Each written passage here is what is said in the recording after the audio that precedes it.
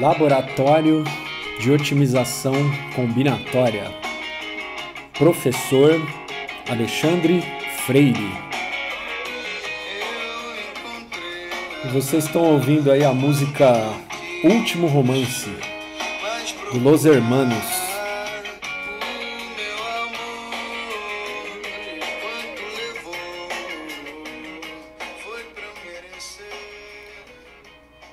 Olá pessoal, espero que estejam todos bem.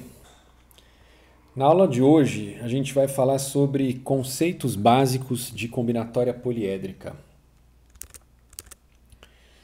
Os slides que eu estou usando aqui, eles foram feitos pelo professor Cid Carvalho de Souza, do Instituto de Computação da Unicamp, para a disciplina Tópicos em Otimização Combinatória, tá bom? Eu cortei aqui algumas coisas que tinha aí nos slides do Cid, mas mesmo assim as coisas que eu deixei, algumas coisas eu vou passar meio por cima, tá bom? Porque, enfim, a nossa disciplina aqui ela é meio teórica, meio prática, e para a gente ter espaço para ter a parte prática junto com a parte teórica, a gente acaba sacrificando aí um pouco da parte teórica. E da parte prática também, né? Porque a gente poderia ver mais coisas da parte prática e acaba tendo que ter um espaço também para ver um pouco de teoria, certo? Beleza, então vamos lá. Bom, pessoal, deixa eu passar a intuição para vocês primeiro do que a gente vai falar aqui na aula de hoje.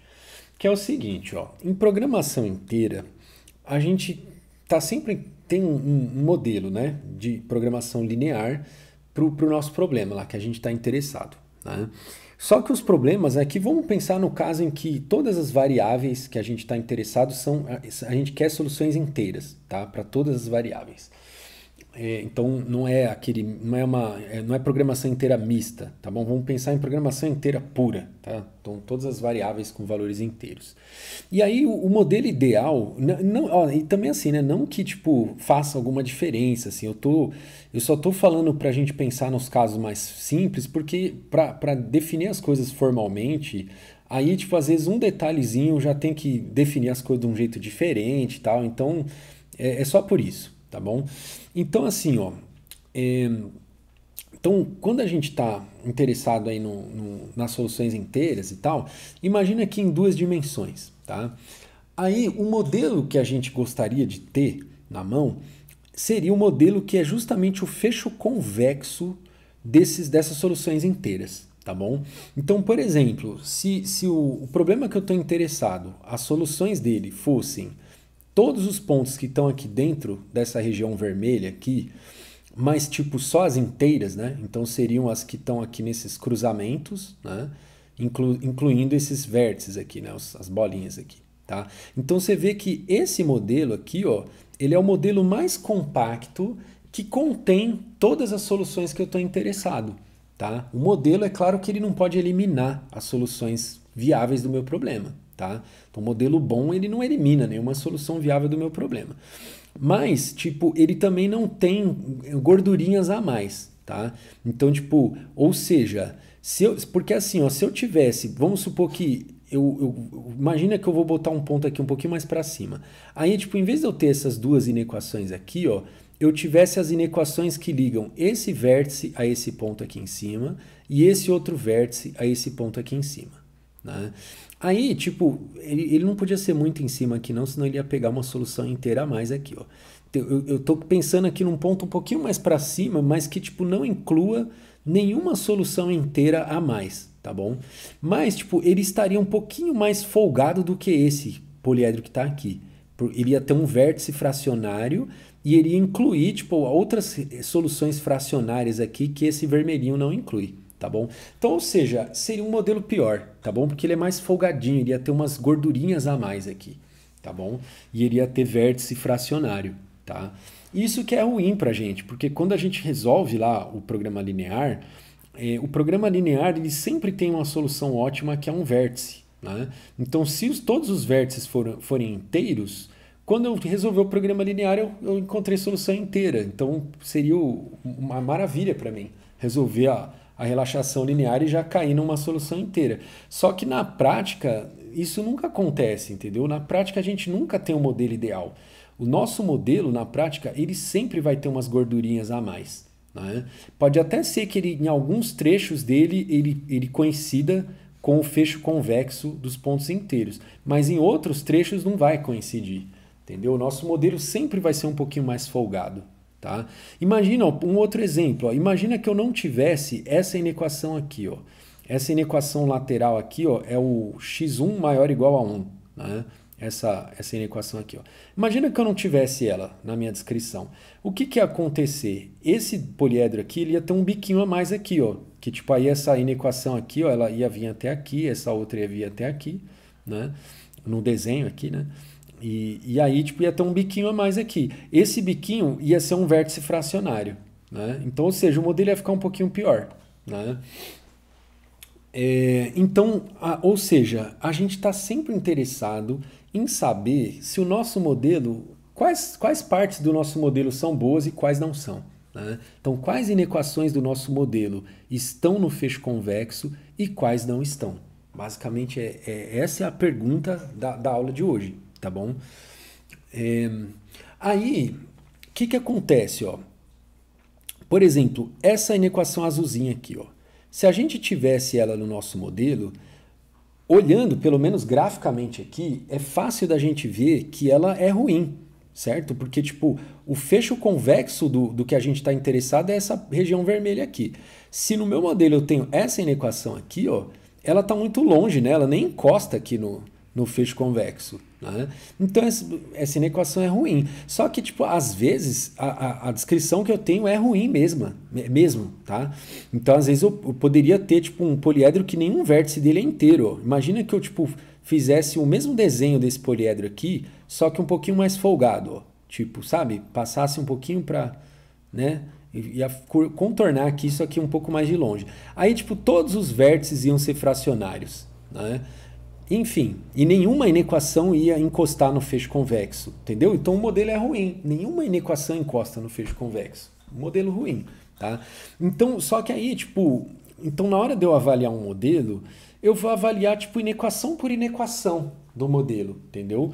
Então, tipo, se o meu modelo contivesse uma inequação como essa aqui, azul, eu ia dizer que essa inequação é ruim, porque ela nem sequer encosta no fecho convexo. Né? Se o meu modelo tivesse essa inequação vermelha aqui, ó, eu ia falar, ó, ela é ruim, mas ela não é tão ruim quanto essa azul aqui. Ó.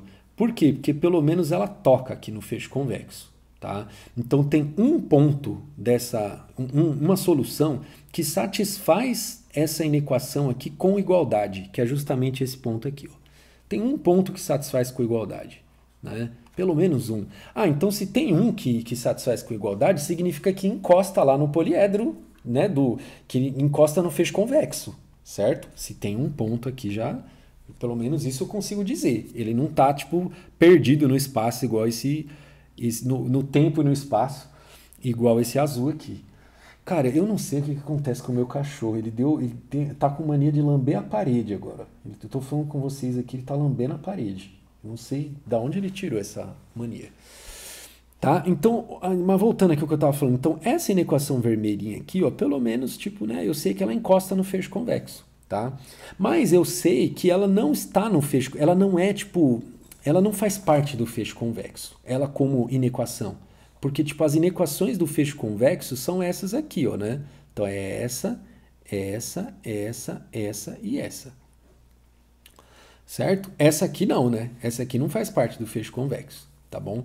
Então, agora, se eu tivesse no meu modelo essa inequação aqui, ó, que é tipo essa aqui, ó, aí sim eu ia dizer que essa inequação é boa, porque tipo ela faz parte do fecho convexo, tá bom? Ela tem vários pontos dela aqui, ó, que satisfazem essa inequação com igualdade, tá bom? Todos os pontos dentro dessa reta aqui, ó, satisfazem essa inequação com igualdade. Tá? E aí eu sei que tipo, esses dois vértices aqui do poliedro satisfazem isso aqui com igualdade e todos os pontos que estão entre esses dois vértices aqui, tá bom? Então tem vários pontos aqui que satisfazem isso com igualdade. Então eu sei que isso aqui faz parte do fecho convexo, tá bom? Só que o que acontece, pessoal? Eu estou falando para vocês aqui a intuição, fazendo um negócio bonitinho aqui em duas dimensões, né, tal. Só que a gente precisa olhar agora a parte teórica só para formalizar tudo isso, ou seja, a aula de hoje é isso, tá? Se você entendeu isso aqui, você já entendeu a intuição da aula, tá bom? Porque, tipo, agora, qual a questão? A questão é que, assim, a gente precisa formalizar as coisas, as definições certinho, para tipo, para dizer quando uma inequação ela tá no fecho convexo lá das soluções inteiras ou não, né? E aí, para isso, a gente vai ter que saber qual a dimensão do poliedro, né? Para depois saber se uma inequação tá ou não tá no fecho convexo dele, tá? Eu vou mostrar uma outra figura aqui, ó, só para vocês terem noção aí dessa coisa da dimensão, ó. Tô dando um spoiler total, porque a minha ideia aqui não é fazer mistério, tá? A ideia é, tipo, que vocês achem as coisas, né? Pelo menos a parte intuitiva que vocês achem fácil de entender, tá? Então, imagina esse poliedro aqui, que é a parte amarela aqui, tá? Essa figura, você consegue perceber aqui que ela tem, eu conseguiria desenhar ela tem em duas dimensões, certo? Né? Ela não é uma figura tridimensional, tá? Só que ela tá dentro do R3, ó, tá? Eu tenho três eixos aqui, ó, só que ela tá dentro do R3. Então, o que acontece? Não é só porque eu tô no R3 que o meu poliedro tem três dimensões. Eu posso estar no R3 e ter um poliedro que só tem duas dimensões. Entendeu? Então isso causa um certo problema na hora de eu definir as coisas, entendeu? Da hora de eu dizer para você assim, como que eu sei que uma equação define ou não define faceta? Aí eu vou ter que primeiro saber qual é a dimensão do poliedro, entendeu? Falar, o poliedro, tudo bem, ele está em R3, mas ele tem dimensão 2, ele é um poliedro de duas dimensões.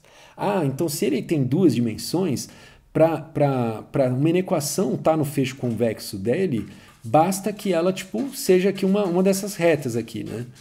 Certo? Essa do D ao C ou do C ao B, enfim, alguma dessas, né? Agora, se o poliedro tivesse três dimensões, então imagina que agora, tipo, olha para esse ponto F aqui em cima, ó, e esses pontilhadinhos aqui, ó, e imagina que o poliedro fosse isso aqui, ó, essa coisa tridimensional aqui. Tá bom? Imagina as restrições de não negatividade junto, tá? Então, tipo, a gente tá olhando pro R3 só para essa parte aqui que tá para dentro daqui da nossa cara, tá bom? Aí, tipo, então, ó, essa face aqui, ó, do poliedro, que é a face que tem os vértices F, D e C, isso aqui é uma face, tá? Então, tipo, aí, se eu falasse para você a inequação que ela pega só essa reta aqui do D ao C, isso não seria suficiente para dizer que ela está no fecho convexo.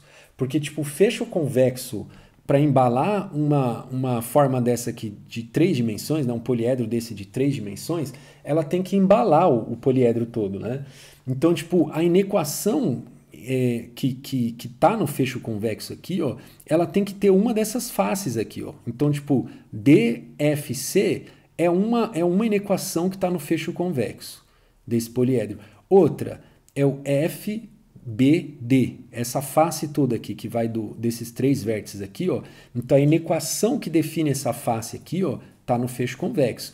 Outra inequação que define essa face aqui, ó, é o E, F e D, né? Pega essa outra face aqui, ó, tá? Então essa inequação também define faceta, tá?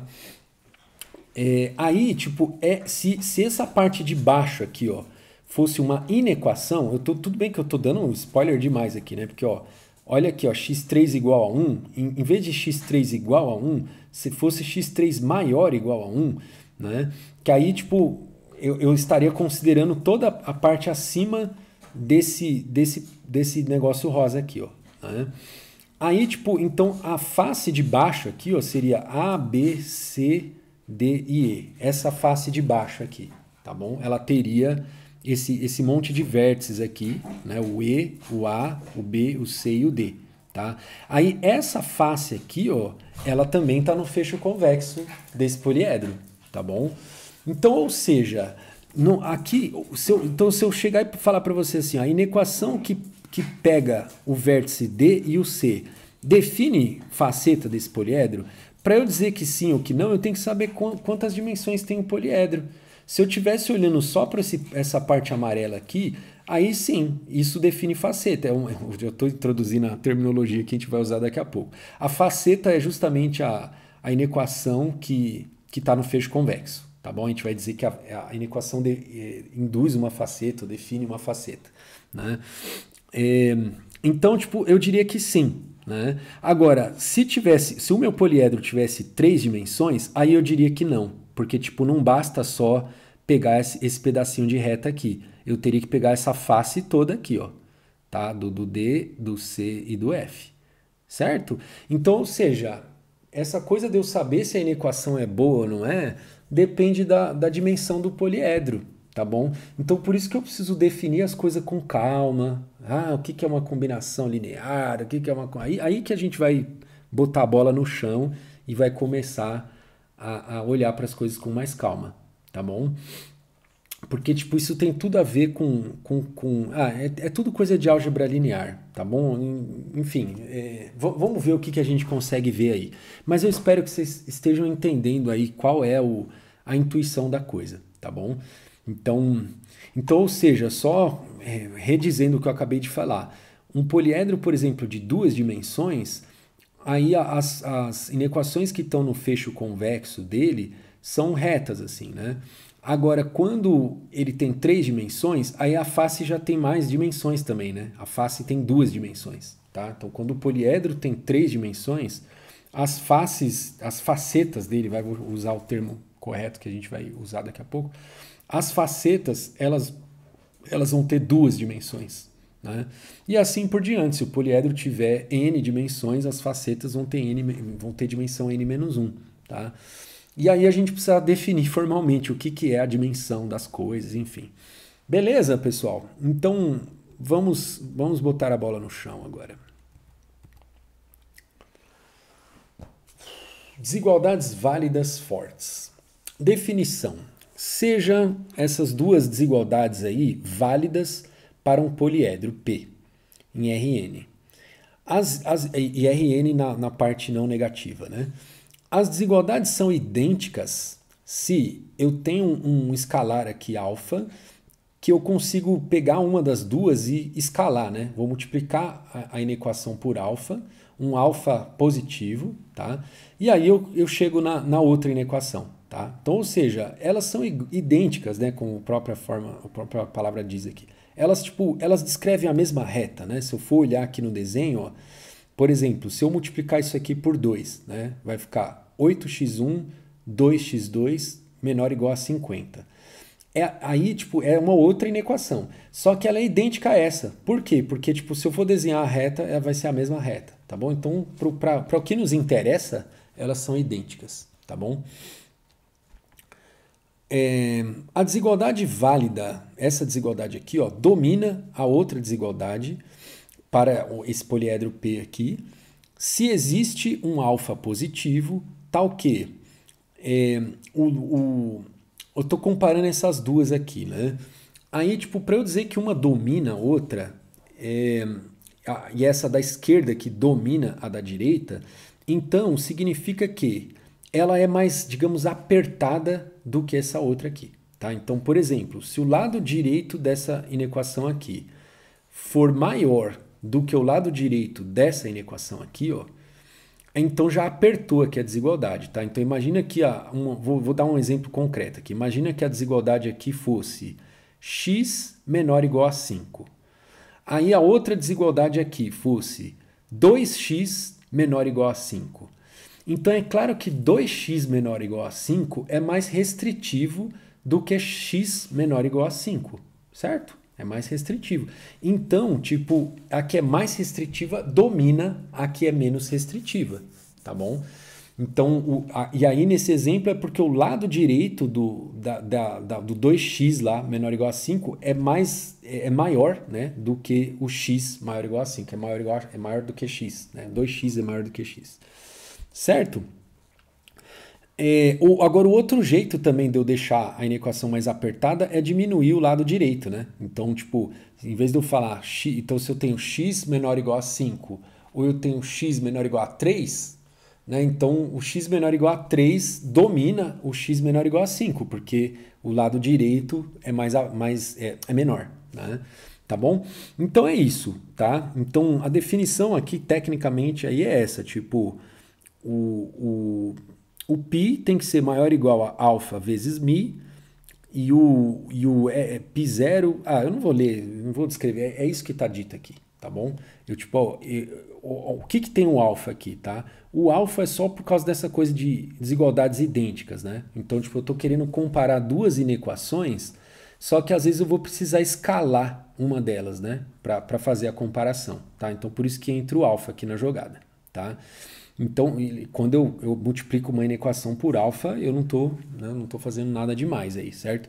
Então, tipo, eu tenho esse escalar aqui no meio da jogada, e aí, tipo, o que eu quero dizer aqui é que, assim, se você tem duas desigualdades, aí, tipo, o lado esquerdo de uma é maior ou igual ao lado esquerdo da outra, e o lado direito dessa uma é menor ou igual ao lado direito da outra, e uma dessas duas desigualdades aqui, pelo menos uma delas, é satisfeita de forma estrita, né? Então é diferente aqui, né? Então, ou seja, uma das duas coisas acontece de fato, ou o lado esquerdo de uma é estritamente maior do que o lado esquerdo da outra, ou o lado direito dessa aqui é estritamente menor do que o lado direito dessa aqui. Então uma domina a outra. Beleza? Então, a hora que eu for mostrar graficamente aqui, vai ficar mais tranquilo de entender esse negócio do domina. Quer ver? Ó, vamos ver aqui. Ó. Vamos ver o domina aqui. Ó.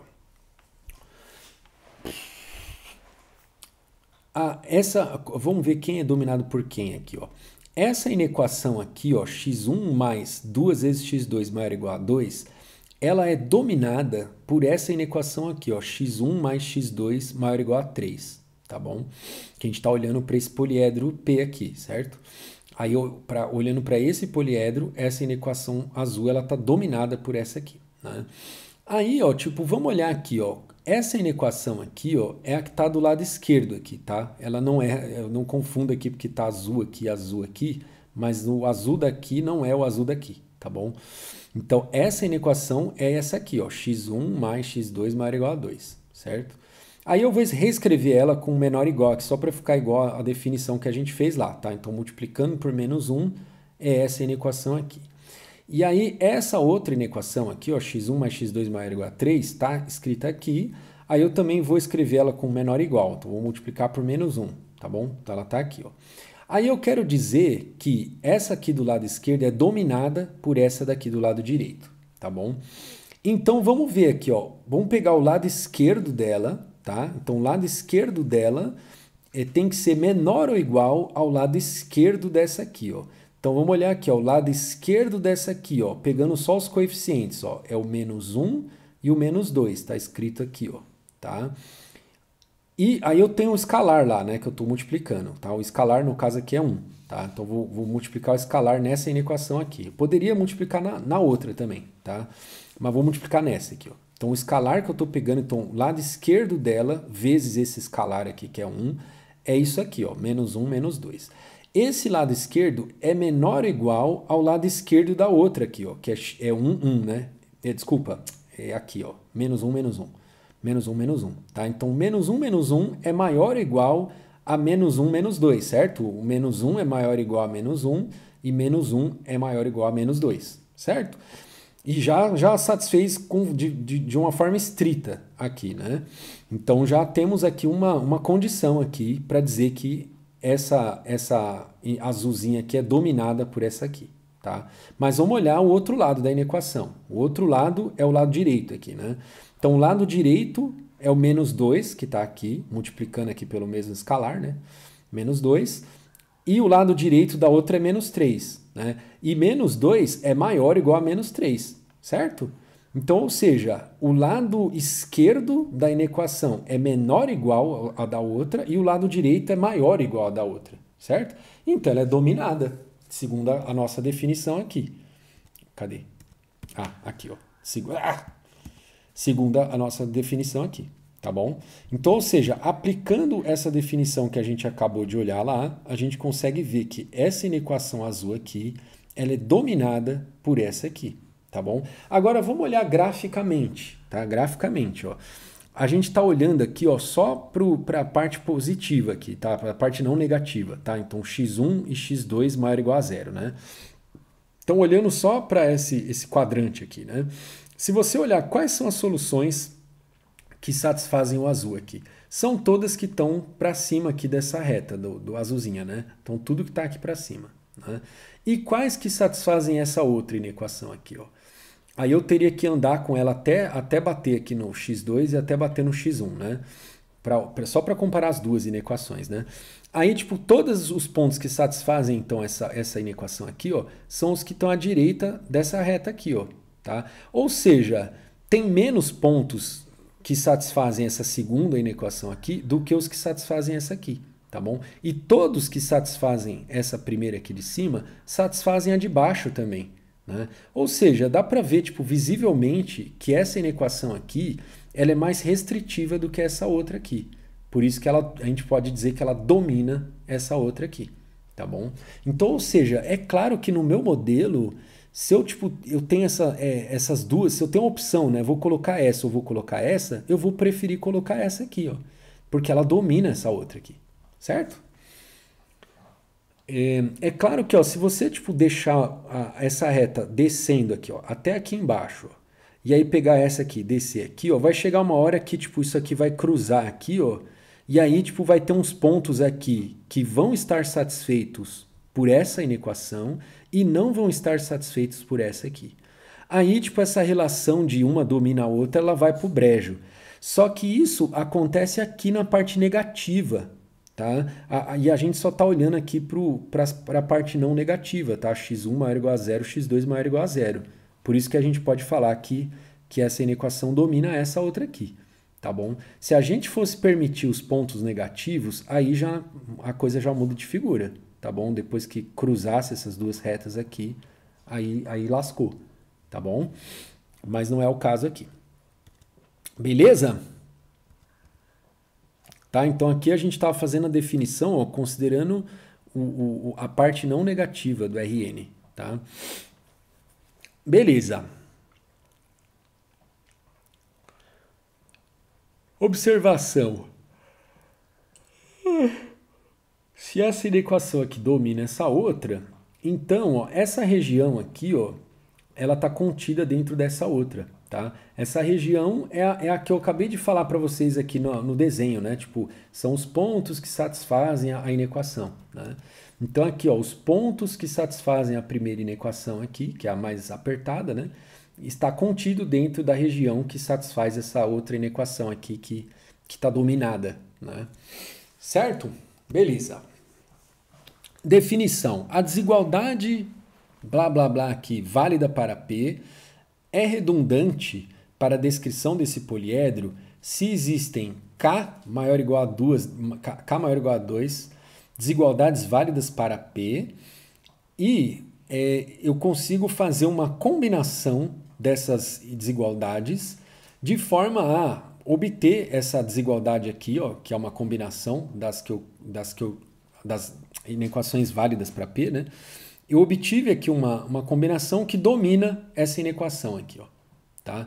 Ou seja, então eu não preciso dela, né? Porque, lembra que assim, ó, quando eu tenho um sistema de inequações, se eu pegar uma combinação linear de inequações desse sistema para obter uma nova inequação, essa inequação ela vai estar satisfeita, certo? Porque, se estava satisfeita para i igual a 1, depois i para i igual a 2, para i igual a 3, então tinha várias inequações aqui satisfeitas. Eu peguei e somei todas elas, a soma vai estar satisfeita também, certo? E se eu quiser também multiplicar escalares aqui, a mesma coisa, o escalar também não faz nada com a inequação, certo? Então, isso aqui já está satisfeito, né? Então, eu estou querendo dizer o quê? Ó? Se eu tenho as inequações que eu já conheço, aí eu faço uma combinação delas para obter essa aqui. E essa que eu obtive já domina essa outra inequação aqui, então essa inequação eu não preciso dela, né? Ela é redundante. Eu fico com as que eu já tinha antes, tá bom? Vamos ver aqui graficamente aqui falando esse negócio do redundante, né? Então aqui, ó, eu conheço essa inequação aqui, ó, que é x1 mais 2x2 maior ou igual a zero. Conheço ela, tá? Ela é válida para o meu poliedro. E conheço essa outra aqui, ó, que é válida para o meu poliedro também, que é 4x1 mais 3x2 menor ou igual a 27. Conheço essas duas. Vou fazer uma combinação linear dessas duas aqui, ó. Vou pegar... Ah, não, tô pegando errado, desculpa. Vou voltar a fita. A que eu ia combinar não era essa, é essa aqui, ó. Então, vou combinar essa daqui, ó, é 4x1 mais 3x2 menor ou igual a 27. Combinar essa aqui com essa aqui de baixo. Ó. Essa aqui de baixo é x2 maior ou igual a 1, certo? Então, essas são duas inequações que eu conheço aqui, que são válidas para o meu poliedro. Aliás, eu estou vendo aqui que elas estão no fecho convexo, mas isso também não importa aqui agora. O que importa é que as duas são válidas, e aí tipo, eu vou fazer uma combinação delas para mostrar que tipo, a combinação delas já domina essa outra vermelha aqui. Portanto, se eu tenho essa e essa, eu não preciso da vermelha. Né? Então vamos ver que combinação é essa. Ó. Eu vou multiplicar essa inequação aqui do x2 maior ou igual a 1 por 2. Tá bom? Que é o que tá aqui, ó, tá? Agora, ela tá escrita tipo como menor ou igual, tá? Então, em vez de falar x2 maior ou igual a 1, eu tô falando menos 2 menor ou igual a menos 1, né? E aí eu tô multiplicando por 2, tá? E aí, essa outra inequação eu tô multiplicando por 1, tá? Então, essa aqui que é a minha combinação das duas inequações aqui. Aí vai dar quanto aqui, ó? Vai dar menos 2x2 mais 3x2 vai dar 1x2, né? Então, x2 aqui. Aqui é 4x1, né? Então, certo? Aqui não tem x1 e aqui só tem uma vez e tal. Então, 4x1. Aí depois, 2 vezes menos 2 vai dar menos 2. 2 vezes menos 1 vai dar menos 2.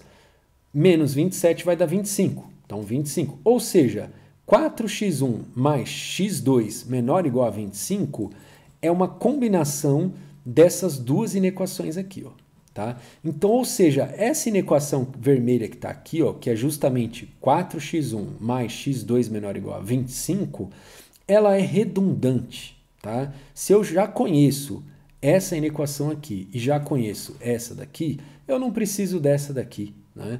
E isso, tipo, graficamente também é fácil de ver, né? Tá vendo aqui, tipo, cara, se você arrancar, tipo, tendo essas duas inequações no teu modelo, aí, tipo, para que você vai colocar essa vermelha aqui, ó? Ela não vai, tipo, não vai fazer nada. Se você arrancar ela, o poliedro continua exatamente igual, tá? Então, para que você vai ter ela lá no teu modelo, tá bom? Então, ela é redundante, beleza? Observação, nesse caso, então, o poliedro que, tipo, contém lá todas as inequações que você conhece, ele está contido dentro do poliedro obtido por combinações de inequações daqui, tá? Então, a gente poderia pensar que esse primeiro poliedro aqui, ó, é tipo essa parte vermelha toda aqui, ó, tá? Tem várias inequações aí e tal.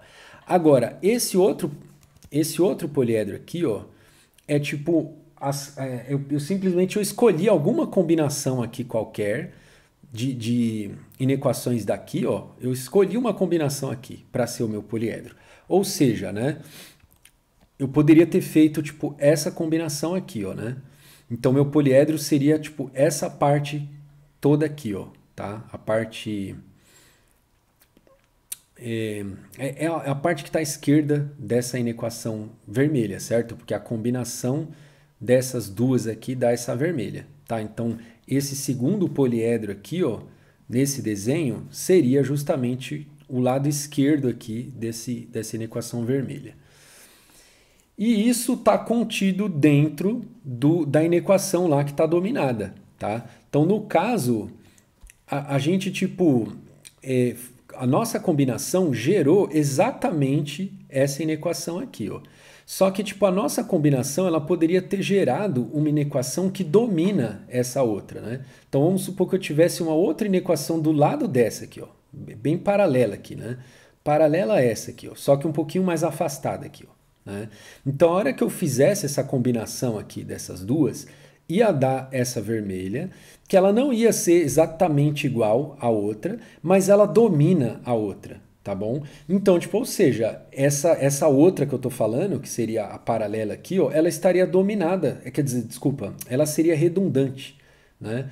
Não porque, tipo, eu fiz a combinação e obtive ela, mas porque eu fiz a combinação e obtive uma inequação que domina ela, tá bom?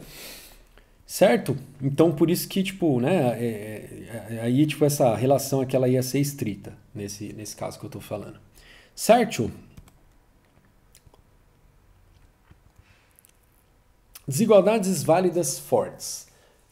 Para a programação linear inteira, o poliedro, que é o fecho convexo lá das soluções inteiras, né, que é o que eu estou interessado, é geralmente desconhecido.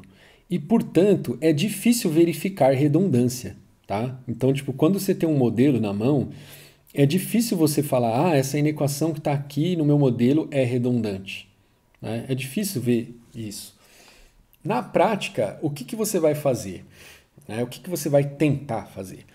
Pelo menos procure verificar se é fácil encontrar uma desigualdade que domine a desigualdade que você já conhece, tá bom? Então, você tem o teu modelo lá, aí você fala, cara, será que se eu, tipo, mexer um pouco aqui e tal, incluir um coeficiente aqui, aumentar o coeficiente da variável colar, não sei o quê, será que eu obtenho uma desigualdade que domina essa desigualdade que está aqui no meu modelo?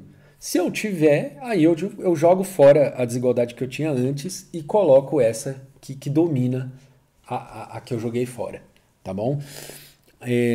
Agora, tipo, se você não conseguir, né, chegar num ponto que você fala, agora eu não consigo, não tem nenhuma que eu consigo ver que domina alguma das desigualdades que estão no meu modelo. Aí, beleza, parou por aí, né? Tá bom? Agora, Agora, é claro que assim, a gente também tem jeito de demonstrar, né? Falar assim, então, ou seja, a pergunta que a gente quer responder é: como verificar se uma desigualdade não é redundante para conv de x, tá? Então, ou seja, se ela não é redundante, ela é tipo necessária, né? Ou seja, ela está no fecho convexo, né? Então, assim, a pergunta é: como verificar que uma desigualdade ela está no fecho convexo lá, que eu estou interessado, né? Aí que a gente começa a olhar as definições aqui com mais cuidado. Então, vamos ver essas definições aqui de linearmente independente e afim independente, né? Desculpe. Os vetores x1, x2 até xp em Rn são linearmente independentes se quando eu faço uma combinação linear deles e dá zero, né, implica que os escalares, todos os escalares que eu usei na hora de fazer a combinação linear, todos eles eram zero. Tá? Então o único jeito de eu obter o zero é tipo fazendo essa combinação em que todos os escalares são zero. Né? Se um escalar for diferente de zero, já era, eu não consigo obter o zero. Tá bom? Então aí eu teria os vetores linearmente independentes. Tá?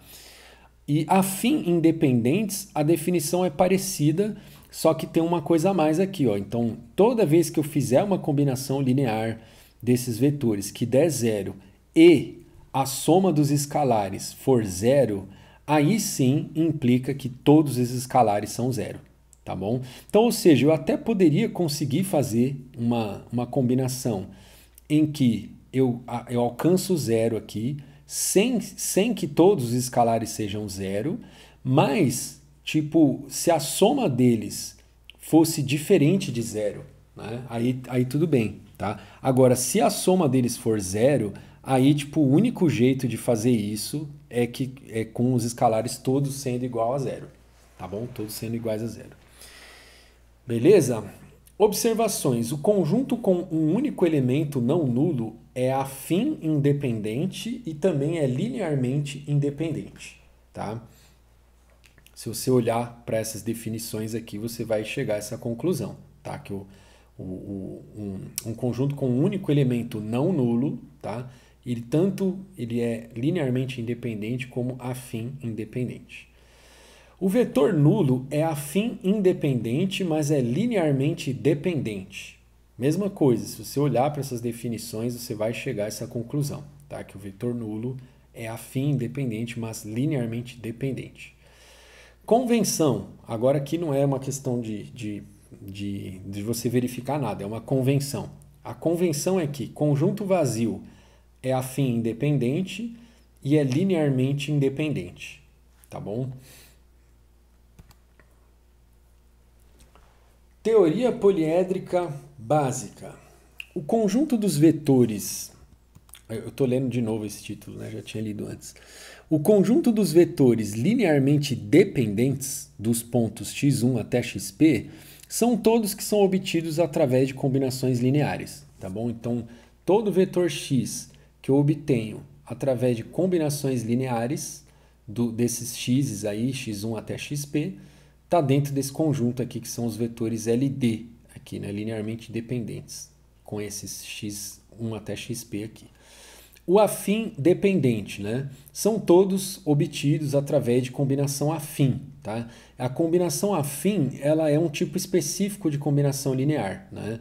É um tipo de combinação linear em que a soma dos escalares dá 1, tá bom? Isso é que é uma combinação afim, tá? Linearmente independente implica afim independente, mas aí independente não implica linearmente independente, tá bom? Exemplo, se eu olhar para esses três vetores aqui, ó, eles são linearmente dependentes, mas eles são afim independentes, tá bom? Tá bom, eu não vou ficar detalhando não. Vê você aí, vê se você consegue fazer, tá bom? Eu também, para não alongar a aula demais.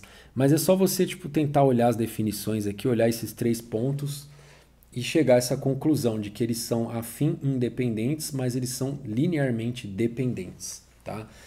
Para ver que eles são linearmente dependentes, basta você ver que uma combinação linear aqui, ó, em que o escalar que eu vou colocar nesse vetor aqui é 1, o escalar que eu vou colocar nesse vetor aqui é 1, e aí o escalar que eu vou multiplicar por esse vetor aqui é 0, vai dar o 0, né? Porque tipo, vai ficar 1 menos 1, e aqui eu estou multiplicando por 0, então vai ser 1 menos 1 mais 0, então esse vai dar 0, e depois 1 menos 1 mais 0 de novo, vai dar 0 de novo. Então, tipo, eu consegui obter o 0, só que, tipo, nem todos os escalares eram 0, né? Um escalar aqui era 1, o outro era 1 e o outro era 0.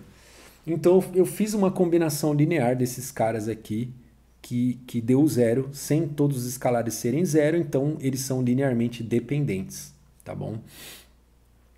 Agora, eles são afim independentes. Por quê? Deixa eu só lembrar aqui a definição, ó. Se para qualquer combinação em que eu obtenho 0 e os escalares somam 0, aí sim implica aqui, deixa eu ver se eu consigo. É afim independente, né?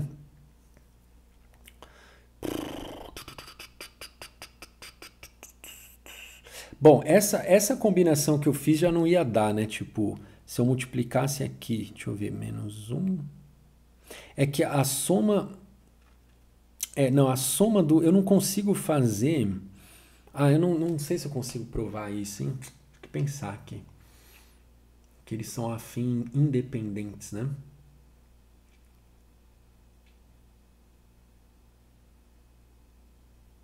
Vou pensar um pouco aqui. Tô cansado já, pessoal. Não vou pensar mais, não. Vocês pensam aí pra mim, vai. Vocês são mais jovens do que eu. Vamos continuar aqui, senão a gente não termina esse troço. Vamos olhar aqui, ó. Só para a gente entender, né? Tipo, o que é isso? O que eu consigo gerar com combinações afim e o que eu consigo gerar com combinações lineares, tá?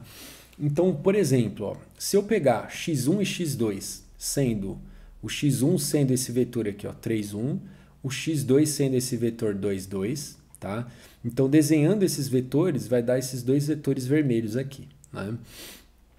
Aí, ó, o que eu consigo obter com combinação afim desses dois vetores?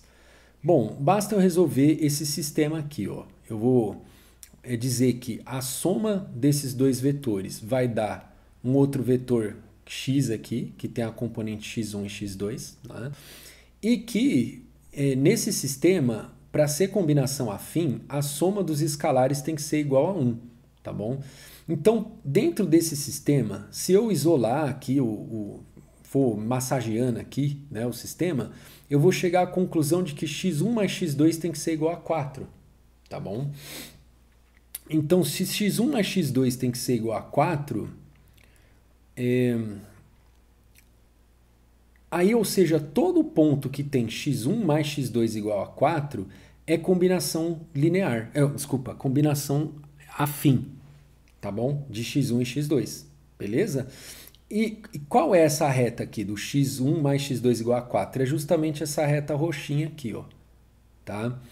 Então, ou seja, o que a combinação afim desses dois vetores gera? Gera essa linha roxa aqui, tá bom? A linha roxa é justamente as combinações afim desses dois vetores. Então, sempre que você tiver dois vetores aí no R2, vai ser a linha que passa por eles dois aqui, ó. Isso é o que dá todas as combinações afim desses dois vetores. Agora, se eu fosse fazer combinação linear, tá? Aí, tipo, o que eu teria? Ó? O componente x1 do vetor é justamente esse sistema daqui de baixo corresponde a essa linha daqui de cima, tá? Então, estou dizendo que o x1 é igual a lambda 1 vezes x3, lambda 2 vezes x2, tá? E o x2 é lambda 1 vezes x1, lambda 2 vezes x2, tá? Então é esse sistema. Ou seja, é o mesmo sistema de antes, só que sem essa equação aqui. Ou seja, a soma dos lambdas não precisa ser 1, certo? Na combinação linear não precisa ter a soma dos lambdas igual a 1. Aí quando eu tiro essa equação do sistema, aí tipo a hora que eu começar a massagear aqui e tal, eu vou chegar à conclusão que x1 menos x2 tem que ser igual a 2 lambda 1, tá? Ou seja, o que isso está dizendo para mim? Basicamente que assim, qualquer ponto do R2 que você me der, tá? Eu vou calcular quanto que é o x1 e o x2 dele, vai dar um valor lá, eu divido por 2, é o valor que eu tenho que pôr no lambda 1. Entendeu? Então, tipo, ou seja, isso não me restringe em nada, certo? Ou seja, qualquer ponto do R2 para mim eu consigo tipo encontrar lambda 1 e lambda 2 aí de forma a fazer a combinação linear que eu quero desses dois pontos para chegar nesse outro ponto que você me deu. Então, ou seja, o que eu gero com combinações lineares desses dois vetores aqui? Eu gero o R2 inteiro, tá bom? Gero todos os pontos de R2. Beleza? Então, com combinação linear, gero o R2 inteiro. Com combinação afim, eu gero só essa reta aqui, tá bom?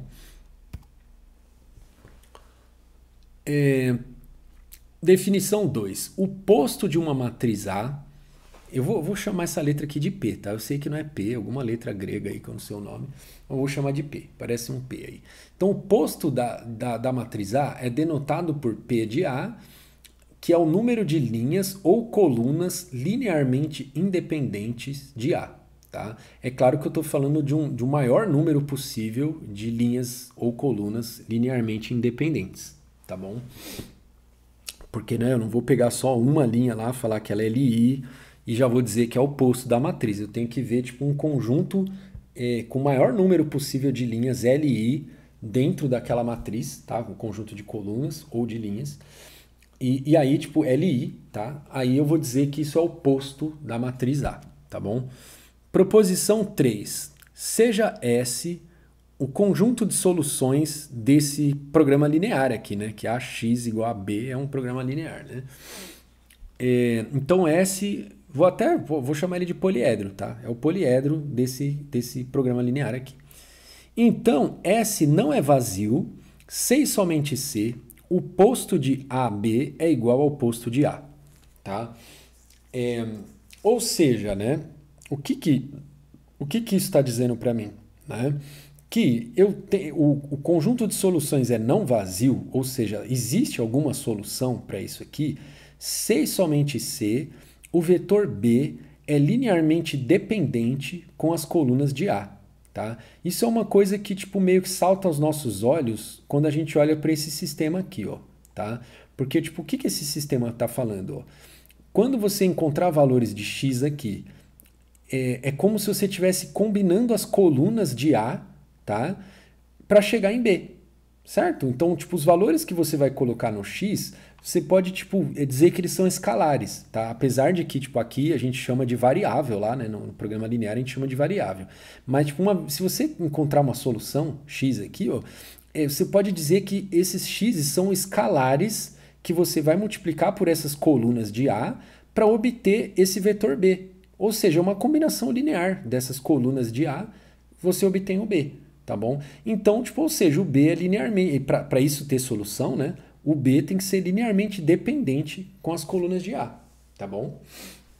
E se isso for verdade, então, a hora que eu incluo o B aqui, ó, junto, como o B é linearmente dependente com as colunas de A, não vai aumentar o posto, certo? Porque lembra que o posto tem a ver com as colunas linearmente independentes, né?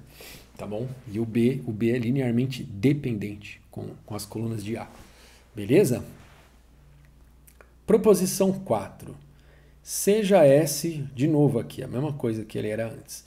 O número máximo de vetores afim independentes em S, também chamado aqui de posto afim de S, né? E tem essa notação aqui, é igual a n mais 1 menos o posto de A, tá bom? Então, ou seja, eu consigo saber qual é o posto afim, né, de S olhando para o posto de A, beleza?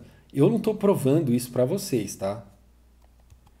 Eu só estou, tipo, dizendo aqui, tá? É uma proposição, precisava provar, tá bom? Mas também a nossa ideia aqui não é esmiuçar a teoria.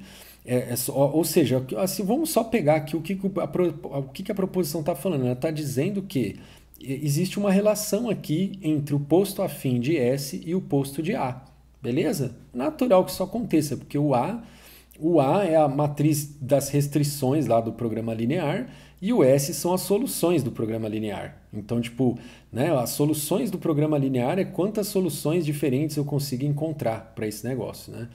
Então isso tem a ver, né? Enfim, o conjunto de soluções tem a ver com um conjunto de colunas aí, porque cada solução é uma combinação linear das colunas, tá? Então o conjunto de soluções tem a ver com esse conjunto de colunas aí de A, tá bom? Um exemplo aqui, ó. Um exemplo, ó. Seja S, que é o conjunto de soluções, definido por... Então, aqui, ó, a matriz de restrições lá é essa, o vetor B é esse, tá? Então, esse aqui é o meu programa linear, tá? Eu tenho essa coluna e tenho esse vetor B aqui, ó, tá? Então, o A tem duas colunas e duas linhas. Aí, ó, o programa linear que eu tenho é esse, né? AX igual a B, então é a mesma coisa de falar que é esse sistema aqui, certo? Aí, ó, qual que é o posto de A, tá? O posto de A, ó, vê que essas duas colunas aqui, ó, elas são LD, né? Porque, tipo, a coluna, se eu pegar essa primeira coluna e multiplicar por menos 4, vai dar a segunda coluna, certo? Então, elas são linearmente dependentes, tá? Porque eu faço uma combinação linear aqui a primeira coluna multiplicada por menos 4 dá a segunda. Então, eu consigo obter a segunda a partir da primeira. Então, ou seja, eu só tenho uma coluna aqui que é LI. Né? Eu posso escolher, pode ser uma das duas, qualquer uma das duas. Então, o posto de A é igual a 1, tá bom? Aí, tipo, se a gente aplicar a proposição lá, que fala que o posto afim de S é igual a n menos 1 menos o posto de A, então o n aqui no caso é 2, tá? Aí, o n aqui vinha da onde mesmo? Deixa eu só ver aqui um negócio.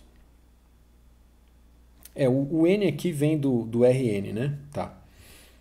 Então, beleza, o 2 aqui, né? Aqui é R2, então é 2. Então, 2 mais 1, 3, menos o posto de A, que é 1, então 2. Então, o posto afim de S é 2, tá bom?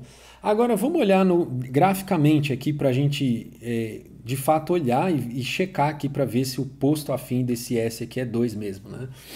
Então, aqui, ó, se eu pegar esses dois pontos aqui, ó, 1, 1 e 5, 2, aqui, ó, 1, 1 e 5, 2, né?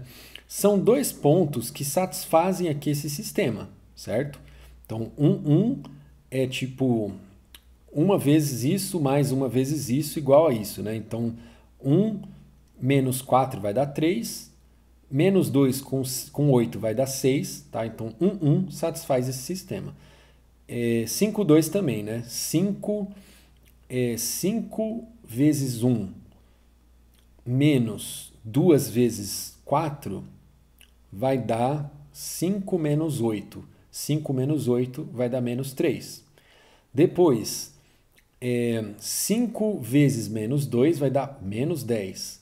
Menos 10 vezes... desculpa, menos 10 mais 16, né? Porque é 2 vezes 8, vai dar 6, certo?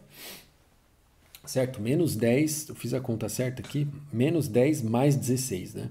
Então é 5 vezes menos 2, 2 vezes 8. Dá 6. Então, ou seja, esses dois pontos aqui satisfazem esse sistema aqui, certo? E esses dois pontos, ó, eles estão aqui já nessa reta, né? Aí vocês lembram lá o negócio da combinação afim, né? Então, se eu olhar para esse vetor aqui, ó, que vai do 0, 0 até esse ponto, e esse vetor aqui, ó, que vai do 0, 0 até esse ponto, ó, quais são todos os outros, todas as combinações afim desses dois vetores? São todos os pontos que estão nessa reta aqui, tá bom? Então, ou seja, não dá para ter um terceiro ponto aqui, que é afim independente, tá bom? Qualquer terceiro ponto que eu encontrar vai estar dentro dessa reta e vai ser afim dependente, né? Ele vai ser gerado por combinação afim desses dois pontos. Então, esses dois aqui formam um conjunto maximal de vetores afim independentes em S. Portanto, o posto de A é 2. Beleza? Quer dizer, desculpa, o posto afim de S, né? Que posto de A? O posto afim de S é 2, tá bom? O S aqui, no caso, é essa reta azulzinha aqui, o conjunto de soluções desse sistema. Beleza? Então, não provei nada, tá? Só estou dando um exemplo aqui, tá bom? Eu não estou provando isso aqui, tá? Só estamos vendo um exemplo. Beleza. É um monte de definiçãozinha, pessoal, mas ó, de novo, tá? É só pra gente ter aquela intuição lá das coisas que eu falei no começo da aula, tá bom? Porque na hora da gente saber a dimensão do poliedro, a gente vai ter que saber o que é afim independente, posto afim, não sei o que lá, entendeu? É só por causa disso. Seja af de S o conjunto de todos os vetores afim dependentes com os vetores de S. E P de S, vou chamar de P aqui, o posto linear de S, tá? Que é o número máximo de vetores LI em S. Então, se o zero não está no AF do S, então o posto linear de S vai ser igual ao posto afim de S. Agora, se o zero tiver, o vetor nulo, né, tiver no afim de S, então o posto, eu vou chamar só de posto, tá? Em vez de posto linear, eu vou chamar de posto, tá? Então o posto de S vai ser igual ao posto afim de S menos 1. Tá? Então, ou seja, tem uma relação aqui do posto linear com o posto afim que ela depende do zero estar ou não estar no afim aqui de S, tá bom? Então, ou seja, o posto de S ou é igual ao posto afim de S, ou então ele é igual ao posto afim de S menos 1. Isso vai depender se o zero está ou não está no afim do S. Tá? Então, coisas que a gente precisa saber aí para a hora que a gente for ver lá qual é a dimensão do poliedro, blá blá blá, vai aparecer essas coisas aí. Observação 2. Se eu olhar para o Rn descrito dessa forma aqui, ó, 0, x igual a 0, né? Então, ou seja, a matriz aqui é do jeito que está descrito aqui, né? Todo ponto x de Rn satisfaz esse sistema aqui, certo? Então, tipo, eu estou colocando esse sistema aqui só para tipo, ter uma forma de descrever o Rn, tá? Porque isso aqui é o próprio Rn, né?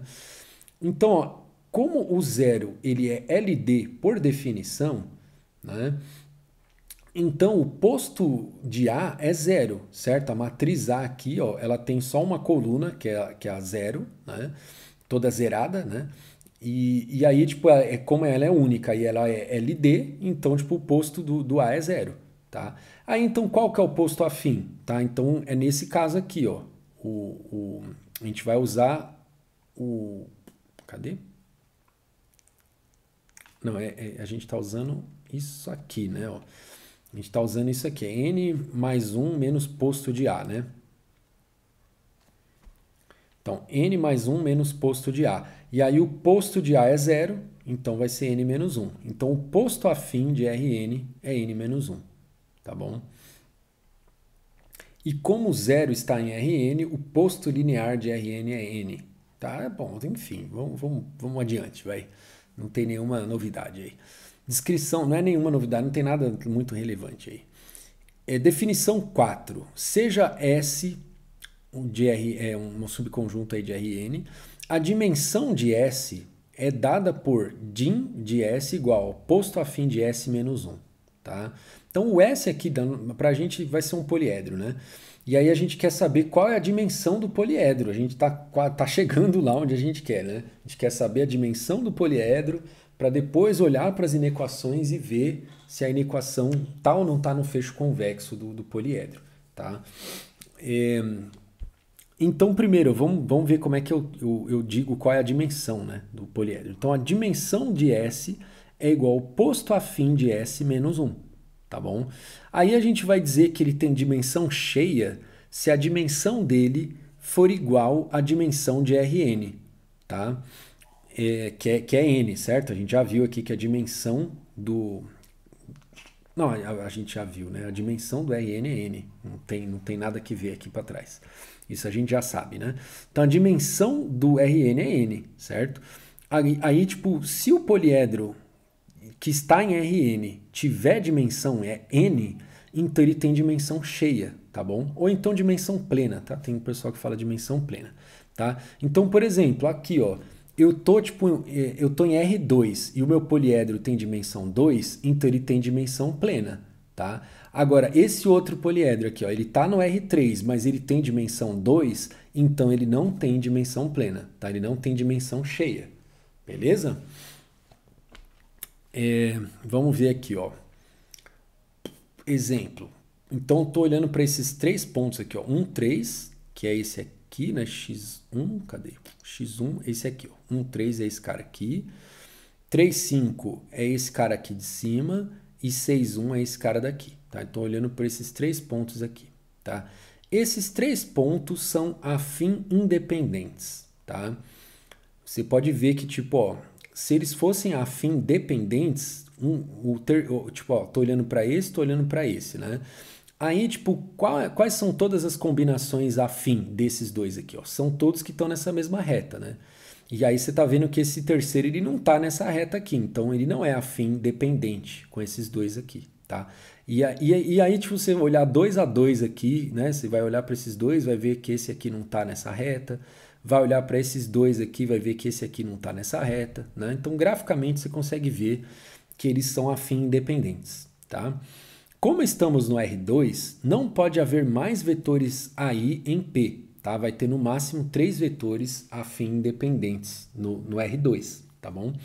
Então, logo, o posto afim de P é 3, tá? Eu encontrei três pontos afim independentes, então eu sei que não dá para encontrar mais do que isso no RN, no R2, né, no caso. Então eu sei que o posto afim do A é 3, desculpa, o posto afim de P, desse poliedro aqui, é 3, tá bom? Portanto, a dimensão dele é 2, né? E como ele está no R2, tá? Então lembra aqui, ó, posto afim, vamos voltar aqui, ó. Dimensão aqui, ó, dimensão é igual a posto afim menos 1, tá? Então, dimensão, o posto afim é 3, então dimensão vai ser 3 menos 1, tá? Então, dimensão é 2. E aí, como ele está no R2, maravilha, tem dimensão plena, tá? Se S for vazio, então a dimensão dele é menos 1, beleza. Vou fazer uma pausa por aqui, tá?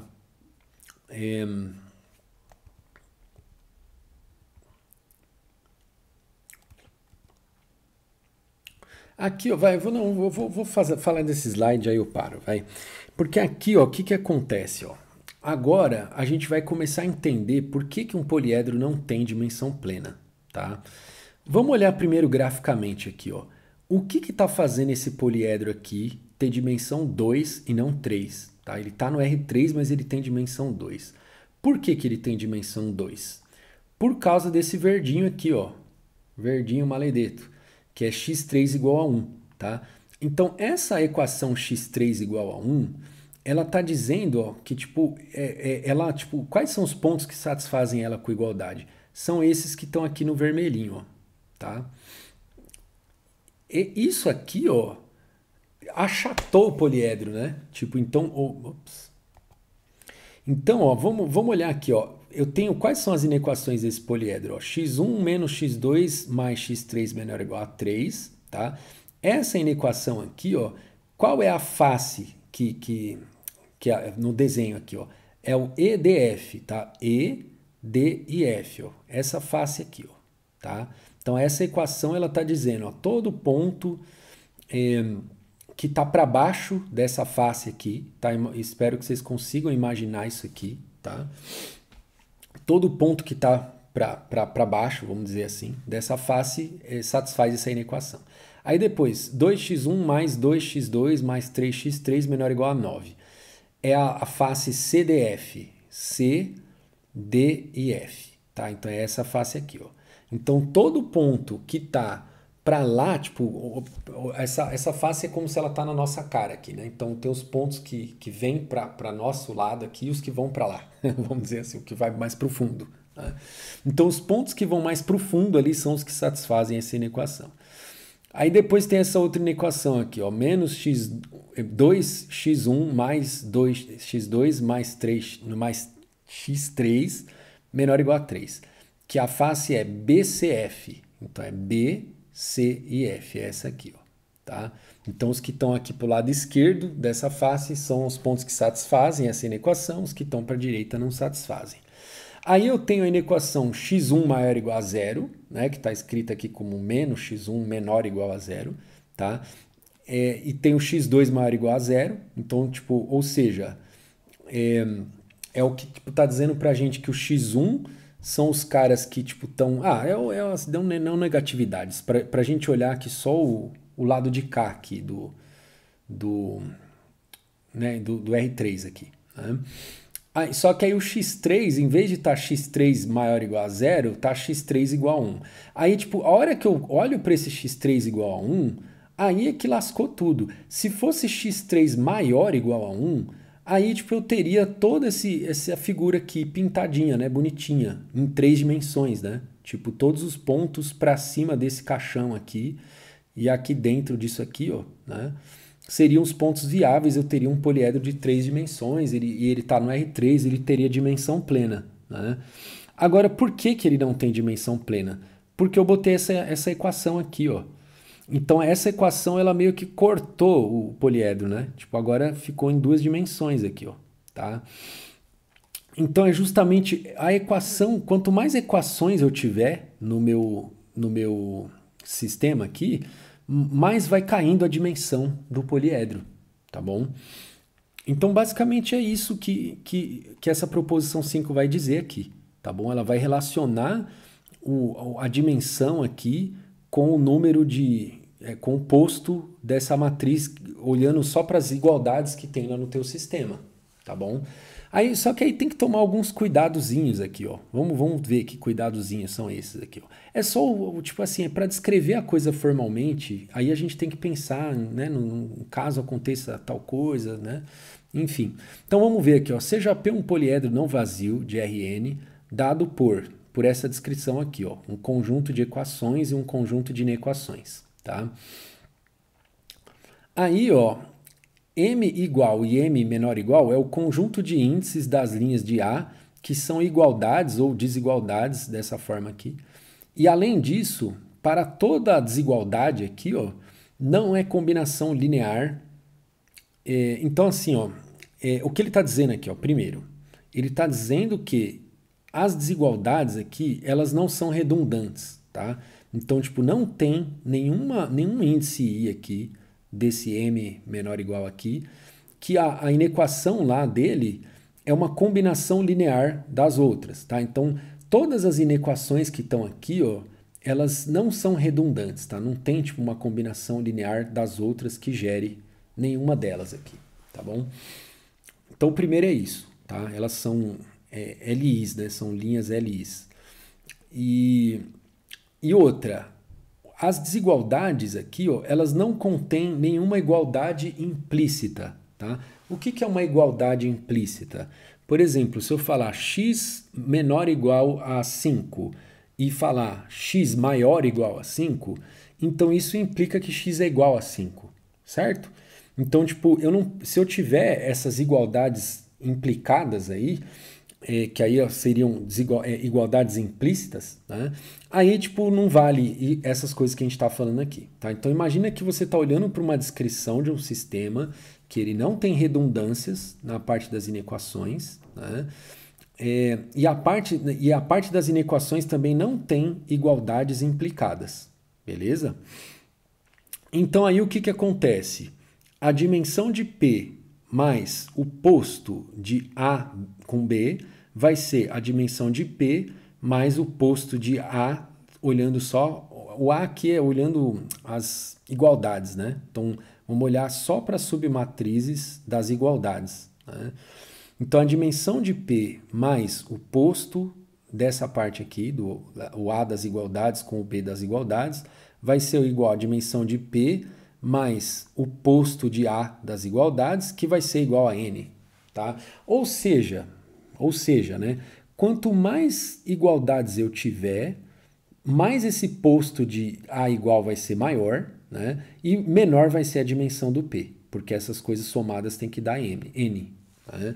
Aí é claro que assim, né? Aqui, como eu não estou falando nada do sistema das igualdades ter ou não ter redundâncias, pode ser que eu tenha, tipo, várias equações aqui, mas que elas sejam redundantes, né? Que elas sejam combinações lineares de outras equações que estavam aqui. Então, o que me interessa mesmo é o posto, tá? Porque o posto ele está me dando aqui quais são as linhas linearmente independentes dessas equações aqui, tá bom? Então, ele está me falando quais são as equações que interessam de fato, né? Então, quanto mais eu tiver equações aí que me interessam de fato, menor vai ser a dimensão do P, beleza? Notas, como P é diferente de vazio, pela proposição 3, P de blá blá igual a P de não sei o quê.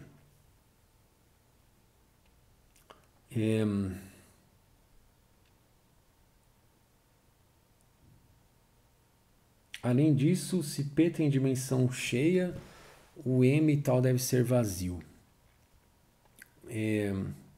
Tá, então assim, ó, o que essa linha de baixo está me dizendo, né?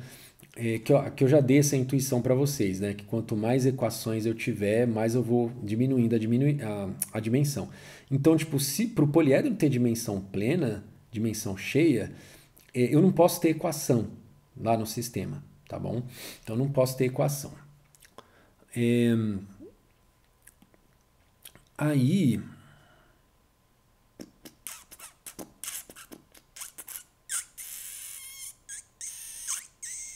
se eu estou falando de um poliedro não vazio, pela proposição 3 que a gente tinha visto lá atrás, vale essa igualdade aqui. Ó. Ele só está tentando justificar por que ele saiu daqui e chegou aqui, né? Tá bom? Mas beleza, pessoal. Acho que, enfim, a gente está vendo aqui a teoria também de um jeito meio corrido aqui, meio superficial e tal. Não estou, tipo, esmiuçando todos os detalhes, mas a gente vai tentando aí explicar aí o máximo que dá. Então, acho que eu vou fazer uma pausa agora e depois eu volto aí. Beleza? Até já.